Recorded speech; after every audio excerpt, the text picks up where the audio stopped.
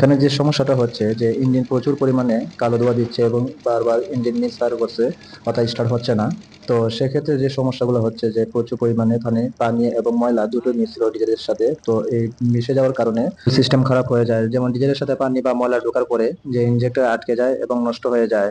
আর ইঞ্জিনের ক্ষয়ক্ষতির দিক দিয়ে তাকালে যে পানি ধাতব অংশ জং ধরায়, যার ফলে ইঞ্জেক্টরের ভিতরে থাকা ছোট ছোট ছিদ্রগুলা জংয়ে বা ময়লায় আটকে যায়, সেক্ষেত্রে নজল গুলো নষ্ট হয়ে যাওয়ার সম্ভাবনা থাকে। তো সেক্ষেত্রে যে নজেল বা পাম্প দুটোই কাজ করে নিতে হয়। তা না হলে যে ইঞ্জিনের যে পরিবর্তন অর্থাৎ শব্দ বা ধোঁয়ার যে সমস্যাগুলো হয়ে থাকে, যেমন অসম্পূর্ণ দহনের কারণে কালো ধোঁয়া বা সাদা ধোঁয়া বেশি মারতে পারে। তো ইঞ্জিনের শক্তি কমে যায় এবং ফুয়েলের মাইলেজও খারাপ হয়ে যায়। তো এখানে যে সমস্যাটা হচ্ছে সেটা হচ্ছে যে আমার ইঞ্জেক্টর প্লাস ফুয়েল পাম্প দুটো সমস্যা হয়ে গেছে, অর্থাৎ ডিজেলের সাথে পানি মিক্সিং হয়ে।